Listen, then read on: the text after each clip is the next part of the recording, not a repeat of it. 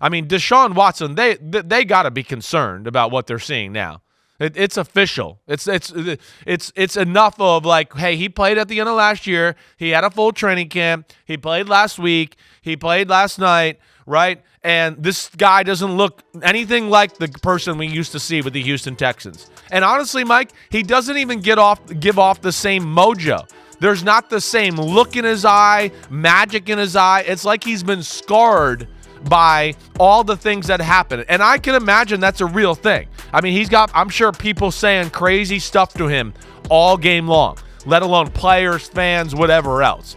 But the throwing is off sync. The seeing in the field's off sync. Yes, he got out of trouble a few times last night, but he can't run like he used to. He's not the same there either. He's a little too big, in my opinion, and too thick. But, man, for a guy that's got the greatest contract in the history of the NFL, and they want to base this around right now, they got to be worried because it don't look good, he don't look good, and their passing offense is below average where it stands right now through 2 games. And it's no longer the greatest contract in the NFL, but the thing that made it different was the 5-year guaranteed, right? Fully guaranteed, $46 million. They can't just snap their fingers and move on from him. They're stuck with that cap and cash commitment. And Chris, I agree with you. I mean, think about it. All the stuff that he's experienced, even though most of it's his own fault, you still have to try to figure out how you're going to go forward and feel off. It doesn't take much. You're self-conscious of people and what they're thinking of you all the time when you have all that happen. What are they thinking of me? Right. What are they going to say about me? How am I going to react when they say it? What new creative way are they going to come up with try to insult me? They all know about that very, very weird thing that impacted more than 20 people in a negative way. If we believe the accusations that were ultimately settled and the NFL ultimately decided there was enough there to suspend him for 11 games. So, we still tiptoe around the let's not get sued because they were allegations and they're never conclusively proven in court. But he settled all but a couple of the cases, and the NFL found he did it. And the NFL arguably went light on him because some of those owners out there were like, you know what? If he sits out the whole year, the Browns get him for 5 years. If he sits out most of the year, the Browns have him for 4 years. Screw the Browns for giving him the fully guaranteed contract. Hey, Roger, only suspend him for 11 or 12 games, and then the Browns only have him for 4 years. And that was part of what was going on behind the curtain. No question. Pay no attention to the man behind the curtain because the man behind the curtain was up to some shit. Right. So anyway, sorry. Anyway, you can also see him losing his cool. When have you ever seen a player get flagged twice in the same game? A quarterback. For a face mask. When does a quarterback ever get flagged once for a face mask? Exactly. That's a manifestation of his frustration. Right. That is a frustration move. That's not oops. It's when you're trying to tackle somebody, oops, it's an accident. That's a frustration move. No, and then I can't run away from you, and I'm pissed off. I can't run away from you. And then Mike, this is one here. I'm mad I can't run away from you. I'm not making plays, and we this is one where I went, I guarantee somebody on the sideline said something about what went on with his life because he got really mad. He was pointing at somebody. He did not want to hear it, right? So that's where you could tell. I mean, there's just a guy right now that does not have his mojo or his look, and you don't see that very often. That's bad because he's already done it. It's not an accident. It's not an accident. I tweeted after that play last night, he's going to get fined $1 billion this week because in between, Chris, was the thing that should have gotten him ejected and should have gotten your guy DTR in the game, and maybe the Browns would have won.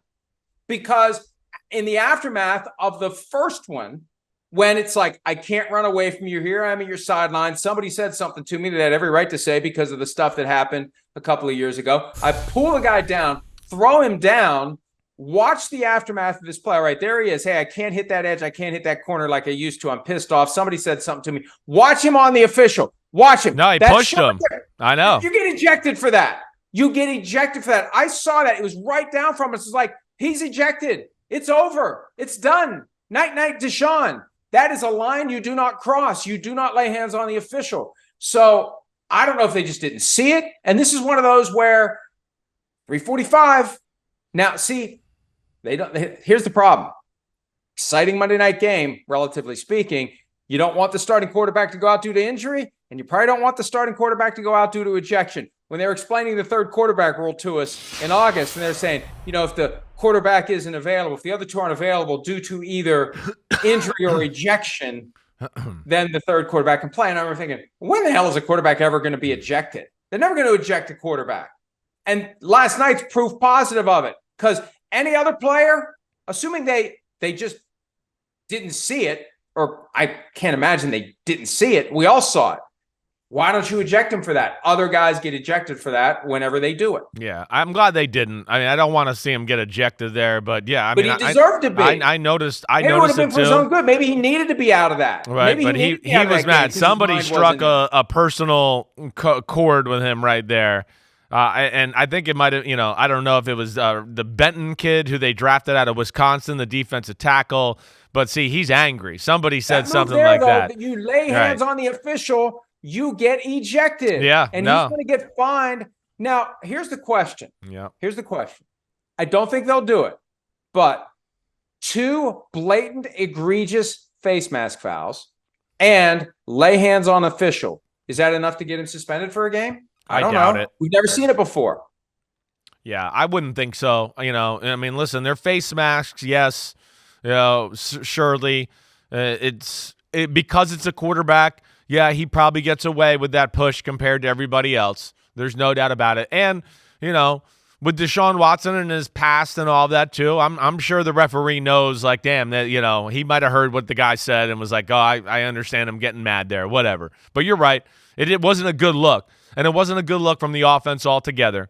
Right. And it's unfortunate. I don't know what to think. Kevin Stefanski, who of course is in charge of, the offense and all of that as well. Listen, the thing that never matched up to me, his thing was always run game. That's what he was. That's why you remember when they hired him from Minnesota, I was always like, hey, I like how he runs the ball, but the pass game always makes me kind of, want more in that department. I never went, oh, man, look at this. This is cutting edge. Whoa, look at all these formations. Whoa, look at this cool play.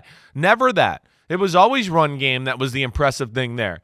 And then now it's Deshaun Watson, and it feels like they're trying to kind of, put the old square peg in a round hole type of thing and become a passing offense to justify the contract. And the quarterback is incapable of delivering right now.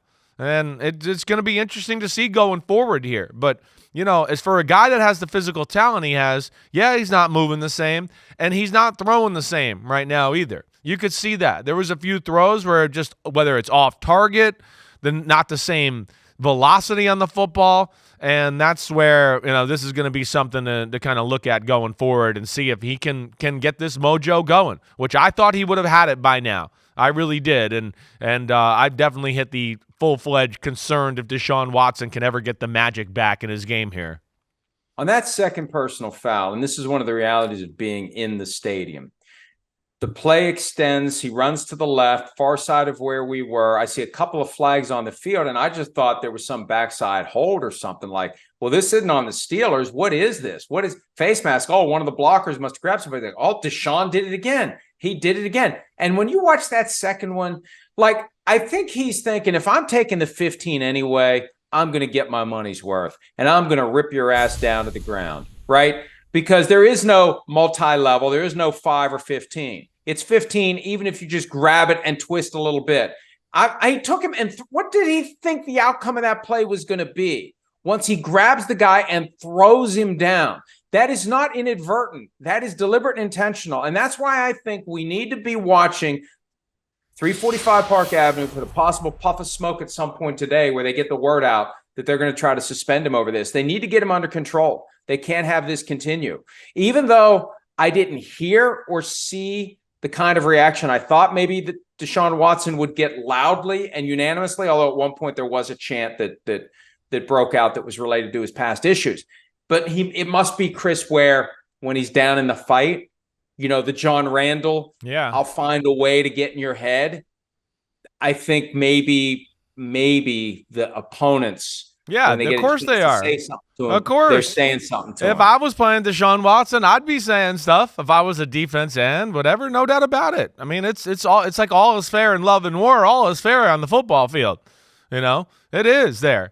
Other than cheap shots. I remember when they tried to legislate out profanity. And Tony Dungy was like, "Are you serious?" Yeah, exactly. Right. Well, that again, that goes back to what guys say during that game. Goes back to a bunch of people. What they say during game is right. Incredible. Yeah, well, that makes a bunch of people that have never really played football before, and they make the rules of the game. That's where we know there's a disconnect there. But that's that performance last night, like we said, pick 6, fumble on a quarterback sneak in field goal territory, missed throws, right? The 2 penalties, and then the fumble at the end of the game, which I don't know if we can show again because we had an end zone copy of that last touchdown by TJ Watt, guys. If you could show that again, when he picks up the fumble, even on that play there, I know the protection wasn't great here. I get that, it wasn't, but it's just like little nuances that I look at that. He felt the pressure. Here's a guy running a shallow cross. Just get the ball out of your hand there. There's just little things about his game, and it's a tough play. I might be overanalyzing that one, but it just is like he's lost the little nuances and feel for the game is my point. And maybe I'm being a little too harsh with that play now, but it just hasn't got it going. Hey, Chris, here's the reality. One of the criticisms of Kirk Cousins, I don't want to bring this back to, I don't like it at Kirk Cousins, but DeSean Watson has always had the awareness in a moment like that to get the hell out of Dodge before you get hit from behind and the ball comes out. When Kirk Cousins had that fumble the other night and I tweeted, primetime Kirk, people are like, oh, that's not his fault. It's the blocker's fault. No, but the quarterback needs to know when the walls are caving in and act accordingly and hold on to the football and cover up and either take a knee or get the hell out. DeSean Watson, we know, has, or at least had, the ability to run away from that stuff and to know when to run away from that stuff. Your big criticism of him back in the early days of his career was he treats every play like it's the fourth quarter of the Super Bowl. It was because he's constantly and he had the ability to extend those plays and run around with his hair on fire before Patrick Mahomes was running around with his hair on fire and doing amazing stuff. DeSean Watson was running around with his hair on fire. Just instead of extending it laterally and throwing it, DeSean would just say, screw it, off I go. And he was never the fastest guy, but he was fast enough to get away, and he knew how to move and work within the space of the other bodies. He had almost like a sixth sense of how his body could get to here before this guy can get to here. And that just feels like it's gone now. And it may just be gone because he didn't play for 3 years. Yeah, it could be. It's not easy like we talk about. And right now there's no sign of there's no sign of him regaining it. And that's where I'm a little concerned. It wasn't great. It wasn't great in the preseason, but chalked it up to the preseason. And now here we are 2 weeks in. And I know week 1 was a little sloppy with the rain and all that. But still, there was some throws in that game that anybody would go back and watch and go, what? How could that be? And then last night. So we'll see where we go. But that game was, not well played really by either team on either side of the ball. But it goes back to Mike Tomlin, those defense, the Renegades, whatever. They made the plays to win it. And that was that. That was that. 2 other quick points. We have to take a break. Number one of my questions for Kenny Pickett this year was, can he demonstrate the ability to run away from pressure and create on the fly and make chicken salad? Last night, a couple of times he tried to extend plays and he got swallowed up by that Browns defense. So I don't know that Pickett is destined to become one of the best quarterbacks in the NFL. We're still trying to figure out where his ceiling is. And secondly, someone texted me last night who's been involved in the game for decades that the vibe that this person was picking up watching the game, it's almost like Jim Schwartz is the coach of the Browns and not Kevin Stefanski. And I haven't had a chance to watch the game copy or look at whatever it was that caused the person to think that. But when you have the head coach who's offense and hands the keys to the defense to their coach, and this guy's been a head coach, been a fairly successful head coach, the Titans and the Lions, right? Lions. Where was he a head coach anywhere else? It was just the Lions. No, just the Lions. He was the defense coordinator of the Titans. That's what's getting me twisted up. He was Jeff Fisher, then he became the Lions coach. But I don't know if you noticed anything like that. Maybe it's something to just file away. But when you get defense that is holding its own and playing well and giving the offense every chance, and offense isn't getting it done, that's when you can get this problem in the locker room, this problem of perception as to who should we follow. Which of these 2 coaches, these co-head coaches, is getting it done? Just something that, I don't know if you've noticed it or heard anything about it, but somebody I trust was saying, man, it's almost like Schwartz is the coach of this team. Well, I mean, they talked highly of Schwartz throughout the telecast. And, of course, his defense is playing awesome, and they couldn't stop emphasizing how many players talked about Schwartz and the energy he has provided for the defensive side of the ball and everything they're doing there. So that was glowing, as far as Troy Aikman and Joe Buck. But then, yeah, I think, just plays into it the way, not that the offense, again, the offense had 408 yards. It was the quarterback who did some really bad stuff. That's where you come back to. You don't go back some of these plays and go, oh man, I wish Stefanski would have been better. No, these throws are no, this guy's making, $48 million a year. He needs to hit the comeback. This guy's making $48 million a year to start the game. He can't throw a 5-yard throw 4 feet off target. And that's where I feel for him a little bit, and he's in a tough spot. And not all of this is his doing. And this is going to be something I think we're going to be evaluating here as the season goes on. And this is the problem. If it doesn't work, it can't be Deshaun Watson's fault because he's under contract for 3 more years, fully guaranteed. They're going to have to try something else to get him back to what he was, almost like what the Broncos had to do. It couldn't be Nathaniel Hackett's, or couldn't be Russell Wilson's fault last year. It had to be Nathaniel Hackett's fault, although, as we'll discuss later in the show, maybe some evidence is starting to bubble up that it's not Nathaniel Hackett's fault or any coach's fault. Russell Wilson possibly just, maybe no longer has it. Hi, it's Mike Florio. Thanks for watching PFT on YouTube. Hit subscribe for the latest news and analysis from Pro Football Talk.